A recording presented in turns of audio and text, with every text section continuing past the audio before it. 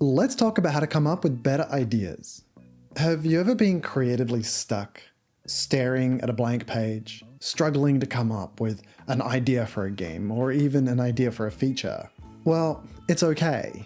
You're not alone. Myself and hundreds of other developers that I've spoken to all struggle with this same problem. So today let's talk about 3 methods that I used at Blizzard to generate ideas. I'll share with you the methods I used, how I use these to design new features for Diablo and World of Warcraft, and talk about some tools and systems that can come in really handy. And of course, these can help you. Whether you're on a massive professional development team, or you're a small team indie developer, or even a solo developer, these are all things which can help everyone to get unstuck and start creating incredible games. The first method is likely something we've all used before, but there's a chance you might not be using it as well as you could. I'll get to that in a bit. First, story time.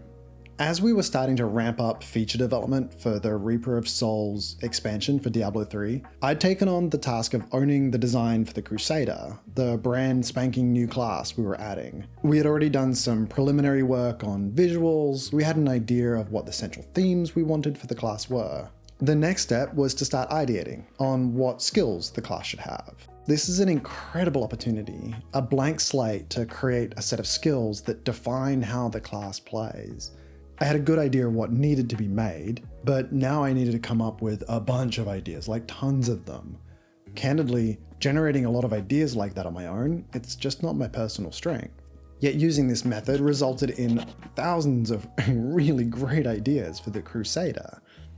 Of course, by now I'm sure you know what it is. It's something that pretty much everyone has done before. That's right, it's brainstorming. However, I want to share with you what I learned about going through the brainstorming process for the Crusader that really took it to the next level for me.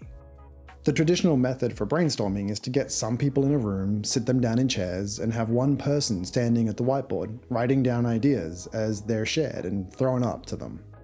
This is terrible. Don't do it this way. First off, when people are sitting at a chair, they're not energized. Their creative juices are really probably not flowing. They're in a passive state, not an active state. Secondly, the loudest voices in the room get heard. These are the more extravagant people, the ones that aren't afraid of sharing in front of large groups. The more passive people, the ones that are maybe a bit more introverted, they don't get their ideas up there. Those ideas are really valuable.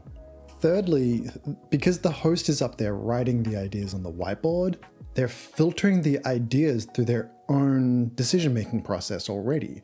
Not all of the ideas are getting up on the board. They're probably dropping things that they just don't think are good.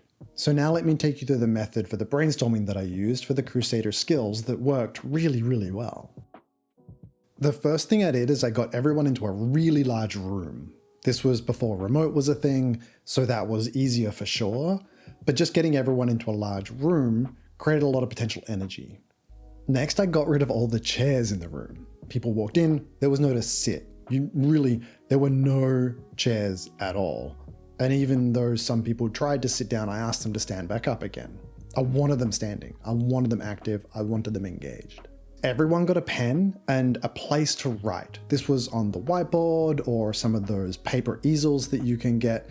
But at the end of the day, everyone had the ability to write their own thoughts down in their own voice. I broke everyone up into smaller groups, say 5 people. I think the sessions were around 40 people total in a session, so then breaking them into smaller groups of 5, it reduced that tension of the loudest voice in the room can win because you're in a smaller group. It's far easier, it's more comfortable to talk. Next, I established some rules for the brainstorming, just to set and frame some guidelines for how people should feel they can engage with each other.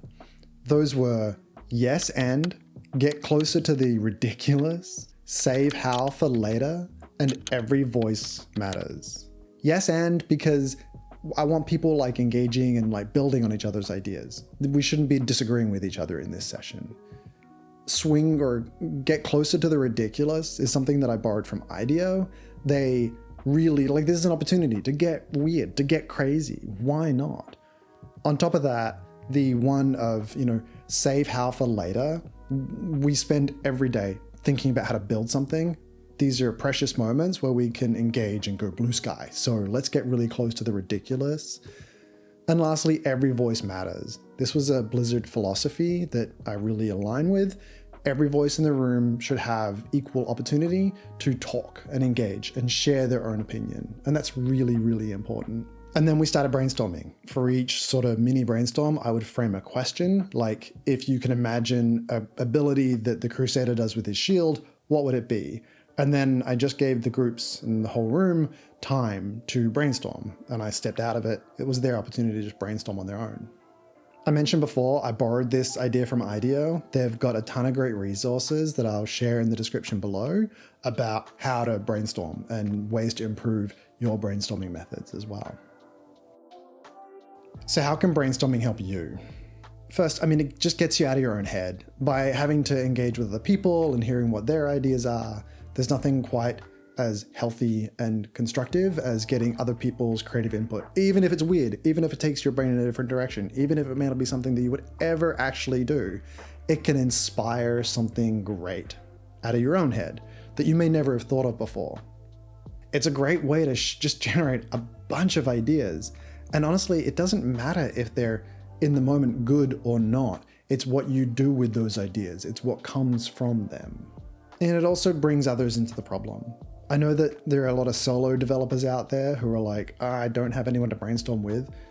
Bring your friend network in, jump into a Discord and ask people who have similar mindsets as you. Ask on Reddit if someone wants to get together and do a brainstorming with you. There are people out there that will probably help, and they like this kind of thing. Okay, so this next one is straight from when I was designing a class update for World of Warcraft. When I joined the WoW class team, we were revamping how some of the classes worked. Typically on WoW, this was approached in a very theorycraft and mechanics-focused manner. There's nothing wrong with that, but I did feel that it was resulting in abilities that mechanically were really strong, but lacked some of the heart, that they were very dry. The shaman as a whole was feeling kind of hodgepodge together. It wasn't very cohesive. It was also stepping on some of the other classes too much. I wanted to focus it, kind of take it in a different direction, and really trying to get true to what the heart of the class was. I needed to bring clarity and focus to the path that I wanted to take, a reason for removing some things while focusing on others. Just designing for the mechanics wasn't going to get me there. So to find that path, to get to that moment, I decided to just lean really hard into the fantasy. This unlocked a new method for developing ideas. I started going back to the beginning, exploring the class as if I was able to summon elemental powers, what would I do? As opposed to what interesting dot ability could we integrate into the rotation? Of course, this is easier said than done, so how do you approach this? Start by asking yourself, what is the very core of this feature? Or if I had to write about this in a book, as a story, how would I describe it? How would Tolkien write about this character or this feature? Try to find or think about the perfect piece of concept art to convey the idea. I often just use Google image search to try and build a visual mood board to support this exploration. Visual reference can be a huge assist for unlocking creative energy here. Anything to get moving towards more something that is a fantasy behind it, an idea, as opposed to a mechanic or a theory crafting concept.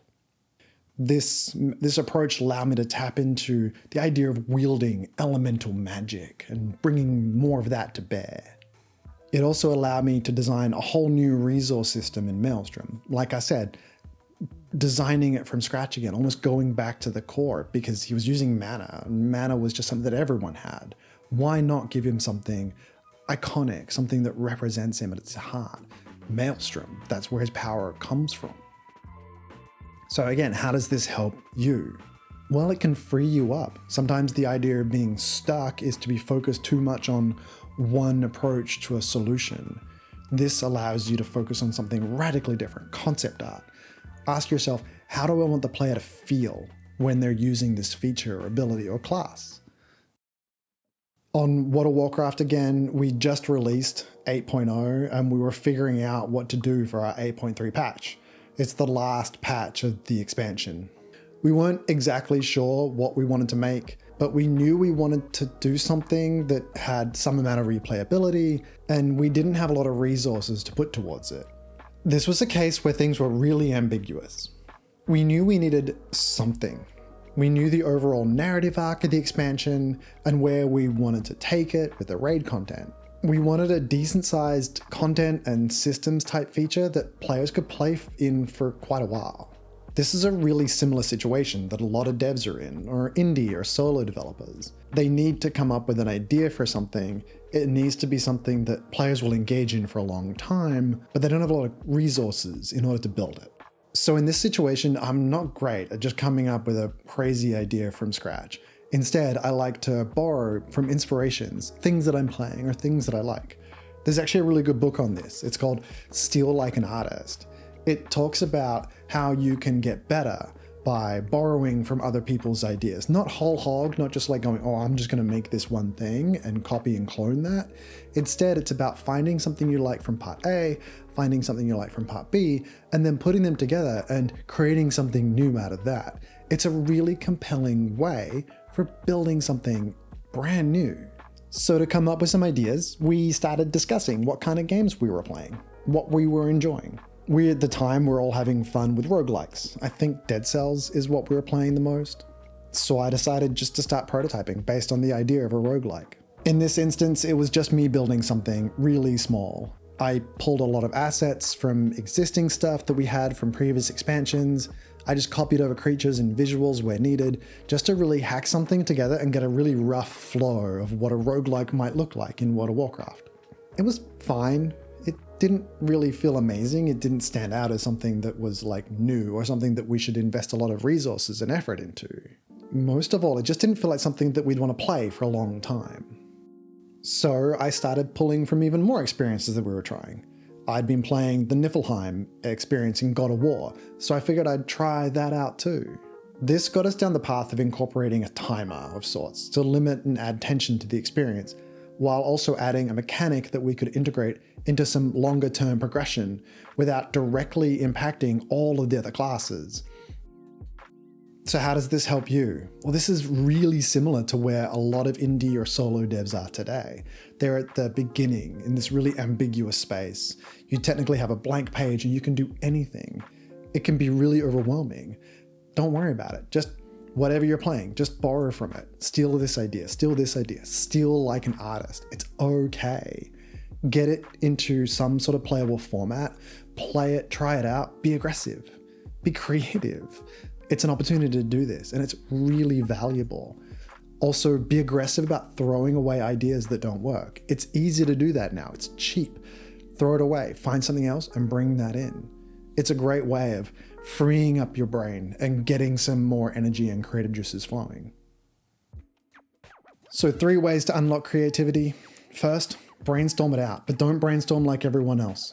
Do it in a different way. Get creative about it. Second, lean into the fantasy, lean in hard. Ignore the gameplay, ignore the loop, ignore the mechanics of it. Just try and identify and understand what the heart of the experience can be. And lastly, steal like an artist and prototype like crazy. Don't be afraid and get aggressive, put things in and take things out. It's a great way of re-energizing yourself and coming up with something that is new and compelling. Of course, once you have that idea, you might be wondering, well, how do I make that approachable and yet also have depth and complexity? Well, you're lucky. I have a video on Thronefall and how they do just that. It's right here. You can check it out next.